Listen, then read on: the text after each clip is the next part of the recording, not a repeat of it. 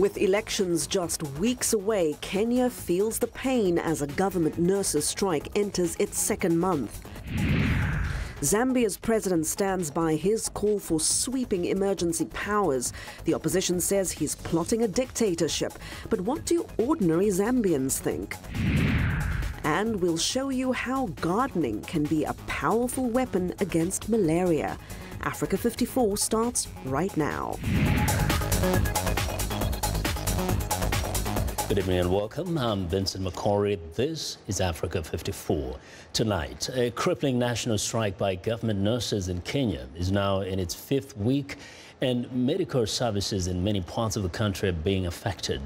And the 26,000-member Kenya National Union of Nurses is demanding that a deal to give them pay raises be signed and implemented. The deal was meant to have been signed by the union, the national government and county governments, but the Salaries and Remuneration Commission, which advises on public sector pay, rejected the deal. The strike is forcing patients to be turned away from many government hospitals. It's also a major headache for elected officials, with both national and county elections only weeks away on August the 8th.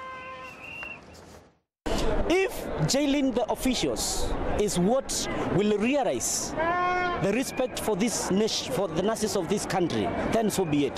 The officials are ready to go to jail. The officials are ready to die for what they negotiated. Because if that is what will account the Kenyan nurses respect, then so be it. We are ready for anything, even to die, leave alone jailing. Well, nurses are not the only ones on strike. Lecturers at government universities are also on strike in protest of the way in which a pay hike agreement signed earlier this year was being implemented. President Uhuru Kenyatta, who is seeking re-election in August, said in March that the overall wage bill for government employees had to be cut. To West Africa now, about 10 Malian soldiers are missing following an ambush by suspected Islamic militants in the West African nation's desert north. That's according to an army spokesman. An army convoy was attacked on the road between the towns of Gao and Menako Sunday, in a region increasingly under threat from a resurgence of militant groups, some which have links to Al-Qaeda, the army spokesman said late Monday without providing details. Now, militant groups seized Mali's north in 2012, but French-led forces pushed them back a year later. However, maintaining peace in the remote desert region has proved difficult, and jihadists continue to launch attacks on Malian soldiers and UN peacekeepers. African powers launched a multinational military force to tackle Islamic militants in the Sahel this month as violence spreads beyond North Mali to neighboring states. Now to Southern Africa, Zambian President Edgar Lungu is defending his decision last week to invoke a constitutional measure paving the way for a state of emergency by accusing the opposition of a string of arson attacks intended to create terror and panic. But some Zambian citizens are skeptical and confused about Lungu's move. VOA's Maria Diallo reports. As newspaper headlines try to interpret what invoking Article 31 of the Constitution means, Zambian President Edgar Lungu says his request to increase some police power is justified. The invocation of that power was not meant to harass people or perceived opponents in the political arena, but it's to curb the ever-growing lawlessness which we have seen in the recent past. But many ordinary Zambians are concerned about the declaration and what restrictions they may face. The state of emergency is to control the crime which is happening. As you can see, people are taking advantage of movement of people. If I'm going to have time limits as to when I'm supposed to go to school, I think it's going to be inconveniencing because I would have some time that I've set for myself maybe to study. So if I'm having those limits, it's going to inconvenience my work at school. But Professor Kenneth Mwenda of the University of Pretoria says there is some confusion. Via Skype, he explains. Currently, the position is that there is no state of emergency in Zambia. I think there's a misapprehension which is resulting from misunderstanding of the law. The current position is merely a proclamation through a statutory instrument of a situation which, if not monitored or controlled, could then lead to a state of emergency. That has never happened in Zambia before. Political tensions have been high in Zambia since opposition leader Hakainde Hichilema was charged with treason earlier this year after his convoy allegedly refused to make way to the presidential motorcade. Many of the president's critics say the charge is politically motivated. But Mwenda says Lungu and Hichilema should move on for the sake of the country. Both Mr. Lungu, who's a lawyer like me, we both went to the same law school, and Mr. Hichilema, who also graduated from University of Zambia, they are learned people, and they ought to realize that the country is bigger than the two of them. Meanwhile, a spokesman for UN Secretary General Antonio Guterres says Zambia's problems should be addressed through dialogue among all stakeholders, including the opposition. Mariama Diallo, VOA News. Well, in East Africa, new mining laws in Tanzania now require the government to own at least a 16% stake in mining projects. Signing the mining bills into law on Monday, Tanzanian President John Magufuli reiterated that no new mining licenses would be issued until Tanzania puts things in order. Now, the government would also review all existing mining licenses with foreign investors. The laws, which also increased royalties tax on gold and other minerals, were passed by Parliament last week, despite opposition from the mining industry body. President Magufuli told a rally in his home village in the northwestern Tanzania, quote, "We must benefit from our God-given minerals, and that is why we must safeguard our natural resources, resource wealth, to ensure we do not end up with empty mining pits," end quote. Now, U.S. President Donald Trump is congratulating Iraq, its prime minister and security forces for liberating the city of Mosul from the hands of the Islamic State terror group.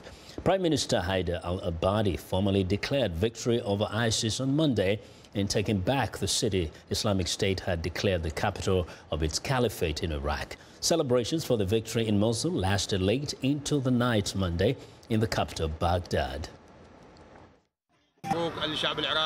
We congratulate the Iraqi people, all the Iraqi people, in this victory that was achieved by all Iraqi forces.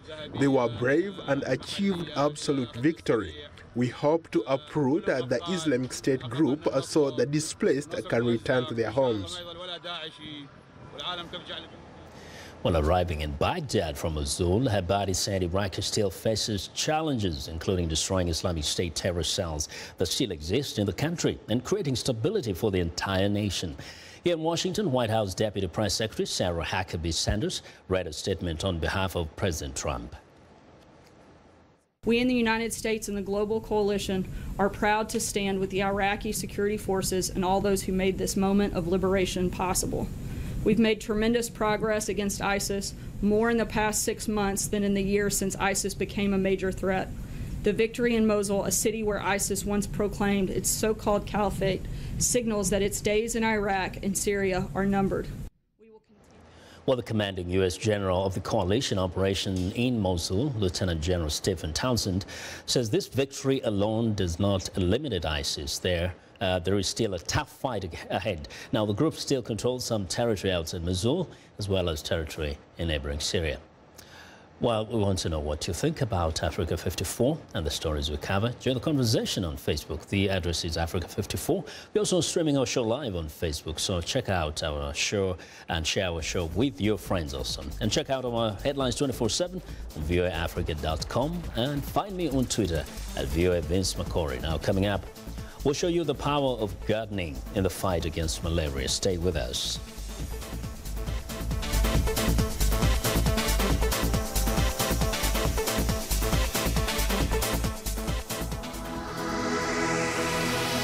My name's Carla Babb, and I work the Pentagon Beat. That access helps me to do better stories. Every day it's my responsibility to collect all of the defense news. It keeps our VOA viewers informed. I get to travel all across the globe. Anything that's defense related and how to protect and keep people safe, that's where I'll go. So it's never a dull moment at the Pentagon. My name is Carla Babb. This is my beat.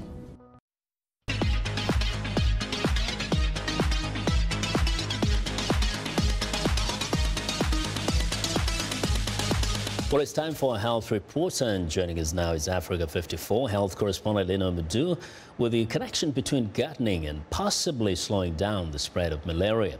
Lino. That's right, Vincent. But first, researchers studying a mass vaccination campaign against meningitis have found a surprising side effect. The shots also offered moderate protection against the sexually transmitted infection, gonorrhea. For their study, this team in New Zealand used data from 11 sexual health clinics for all people aged 15 to 30.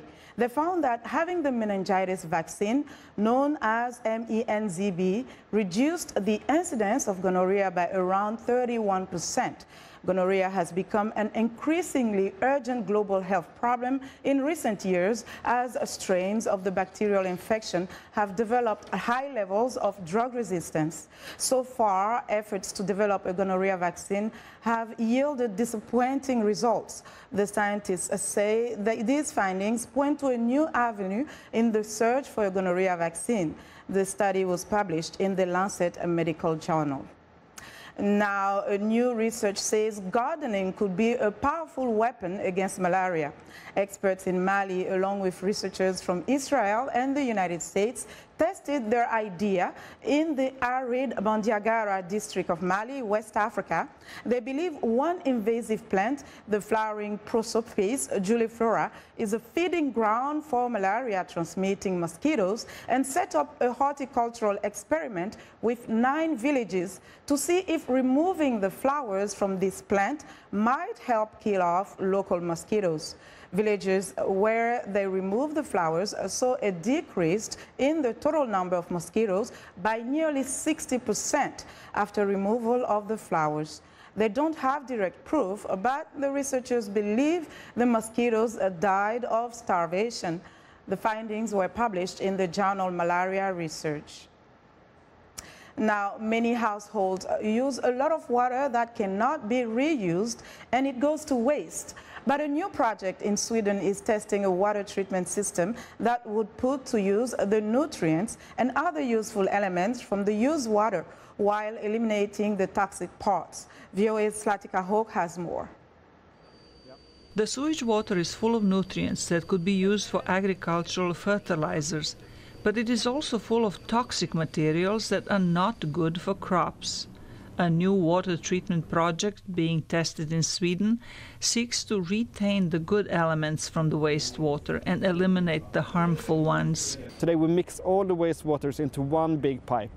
So we have the large flows from all the open areas in the city, and there we have lots of heavy metals and other pollutants from cars and from all the streets, and it's getting mixed with the beneficial fractions from the toilet wastewater, because urine and feces are really good fertilizer, but we should not mix them with other wastewaters from the urban areas. Doctoral chemical engineering student Hamza Kierstadius devised a water treatment system that could increase biogas production, plant nutrient recycling and heat recovery. His plan is set for trial in a new district being constructed in Helsingborg in southern Sweden. So we separate the wastewater already at the source in the household. So we have the toilet wastewater into one pipe and the food waste into a separate pipe. And the remaining household wastewater, the grey water, goes into a third pipe. So there's 3 pipes leaving the household, and that means we can have a lot more efficient treatment down at the wastewater treatment plant and recover much more resources from the wastewater. The project is attracting attention as Swedish cities with older sewer systems look for eco-friendly upgrades. Slatica Hawk, VOA News, Washington. And that's all for today for our health report. To stay in touch, find me on Twitter @LenorMoudou. Back to you, Vincent. Well, good to see we don't have to waste our waste. Lenore, thank you very much. I'll be sure to watch Lenore Moudou's health reports every Tuesday and Thursday, right here on Africa 54.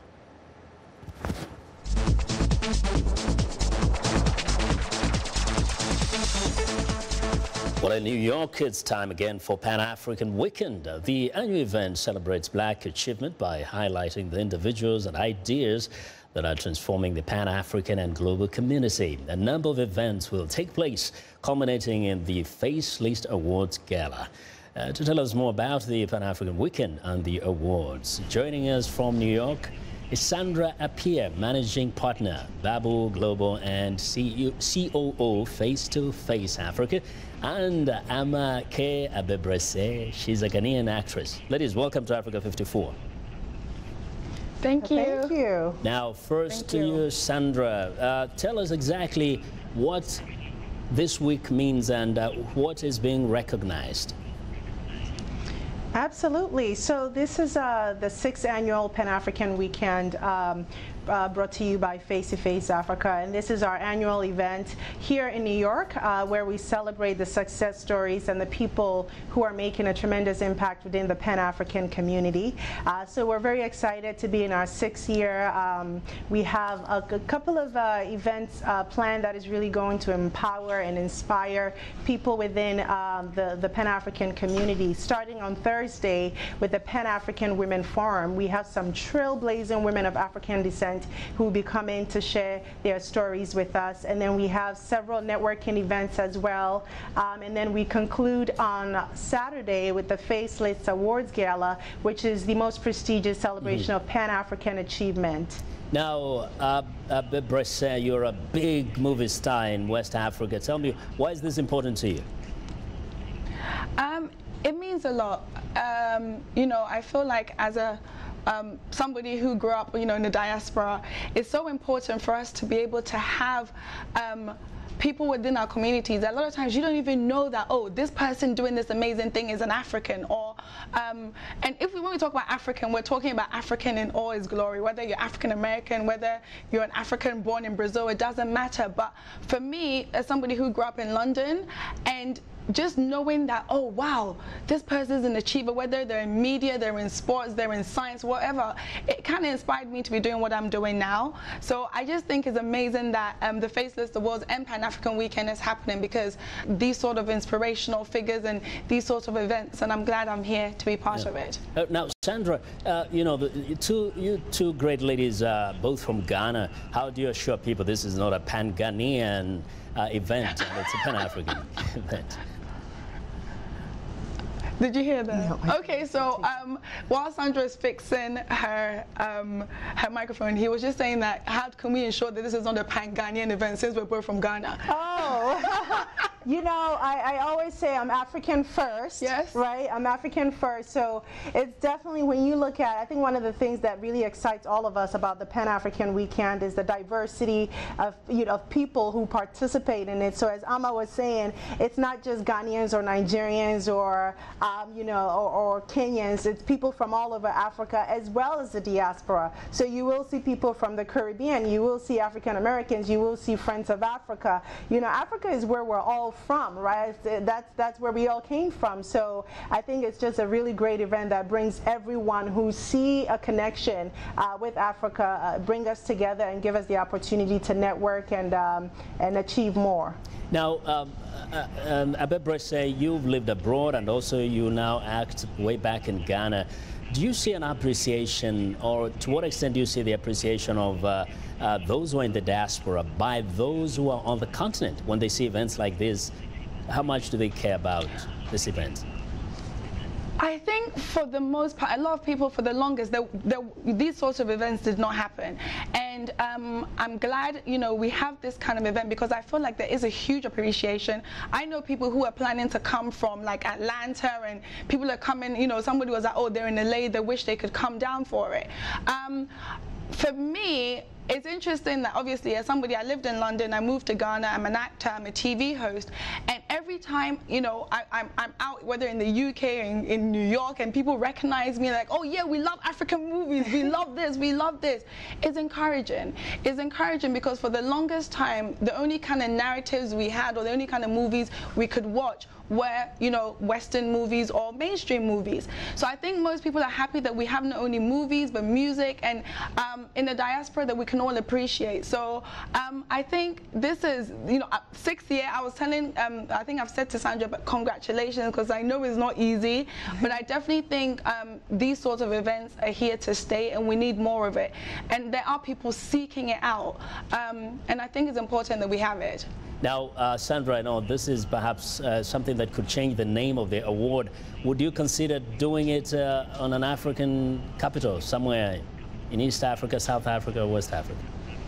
Oh, yes, absolutely. And this has come up multiple times. We've gotten so many requests. of people writing to us asking, when are you bringing this to Africa? And so we're definitely thinking about developing something similar. I don't think we'll move, you know, the whole thing to Africa permanently, because I think it's important that we have a representation of the Pan-African diaspora on this level here in the States. And so we'll keep that here, but we're definitely working on developing a similar program on the continent as well. So yeah, stay tuned. Okay, just make sure you don't surprise me with the award you didn't tell me in advance, and I might just show up. Ladies, thank you very much.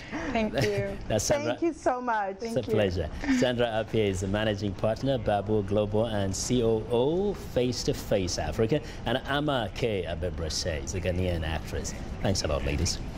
Well, it's time now for a short break. Still to come on Africa 54, how a South African woman is using fire earth to promote healthy grasslands. We'll be right back.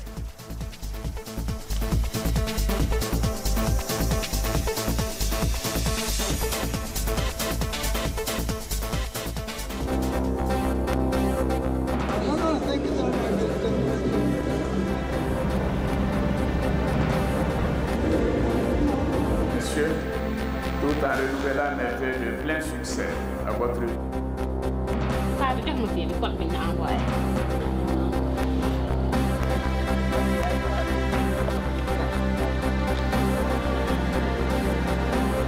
Today, Prime Minister Shahid and I will discuss security cooperation in 3 areas: counterterrorism, building intelligence capabilities, and border security. Pour le rassemblement, l'annonce faite par Corneille Nangaa est une véritable déclaration de guerre.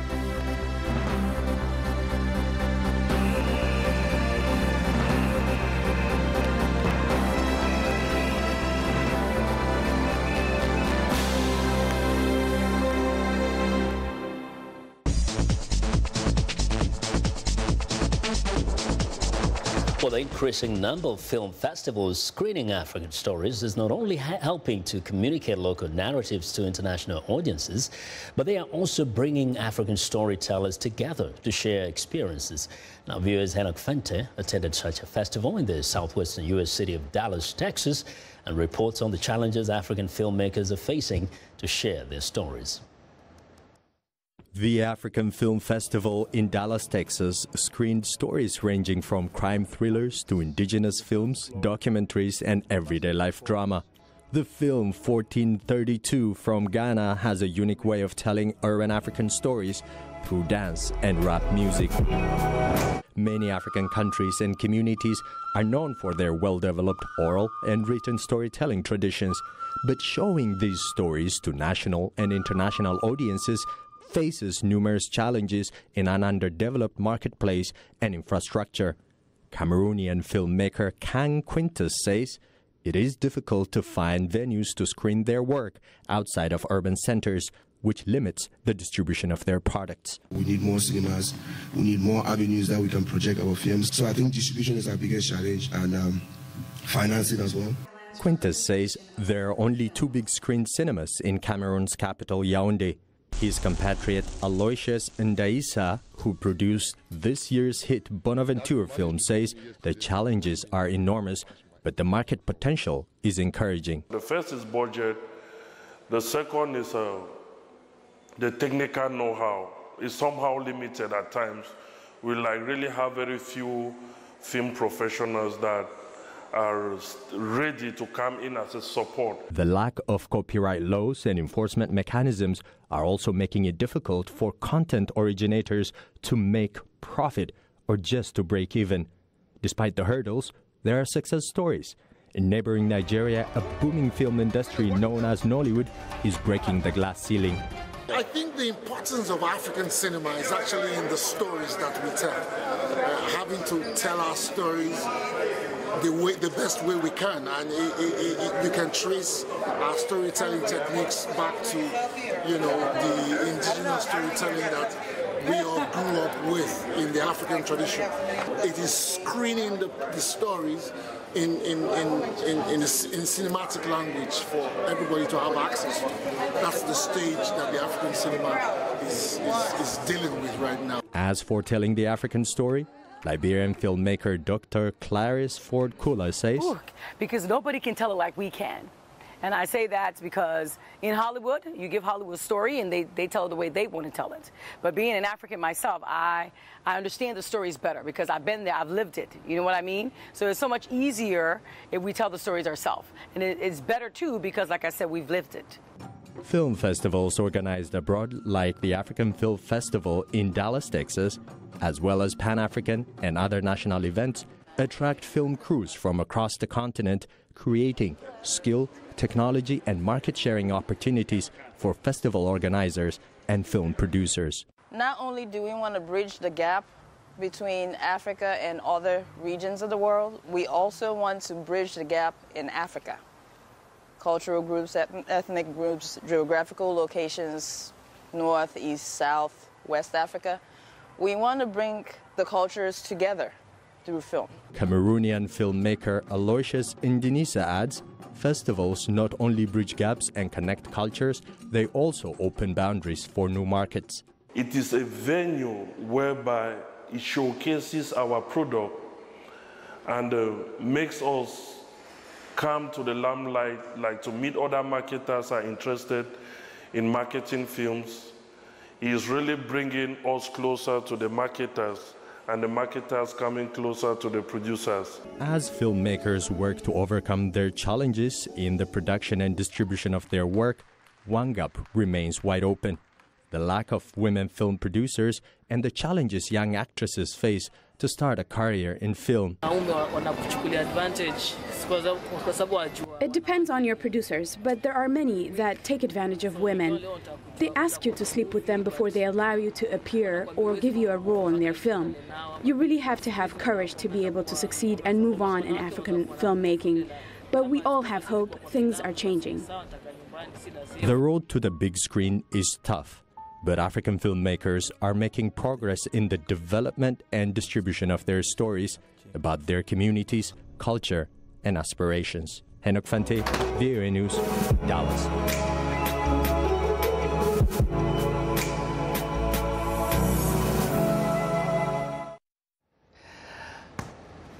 Well, thank you, Enoch.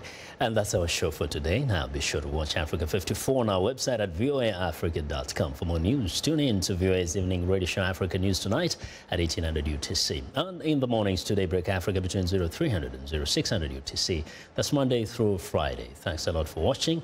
And from all of us here in Washington, have a good night.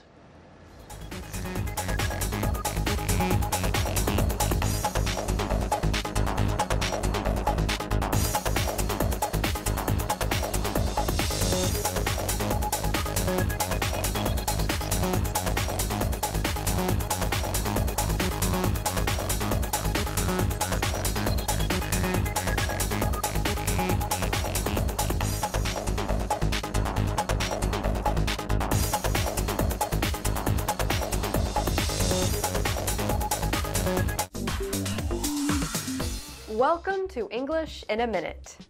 A plate is a dish that you put your food on. Have a lot on your plate. Hey Anna, I'm having a party this weekend. You should come. I wish I could, but my weekend is really busy. I'm baking a wedding cake, writing my article, teaching 2 classes, and oh, my parents are visiting. Wow, you have a lot on your plate. I do.